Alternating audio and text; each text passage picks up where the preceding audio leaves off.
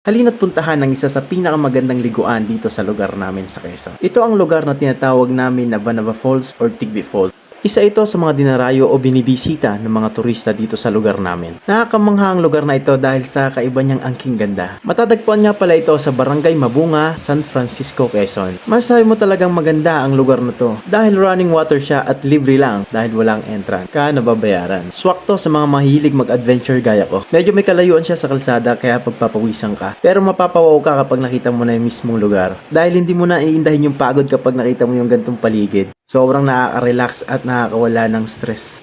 Yung tipong boses mo lang maririnig at yung agos ng tubig na bumabagsak galing sa falls. Malayo kayo sa marites at sa polusyon kaya marirelax talaga kayo dito. Pwede din kayo mag-overnight dito kapag malakas naman loob niyo kasi malayo to sa kabahayan pero may katabing bahay dito na iisa lang. Nag-iisang bahay dito sa taas. No? Pwede nyo subukan or puntahan kapag napadayo ko dito sa lugar namin. Ayan, kung nagustuhan po ninyo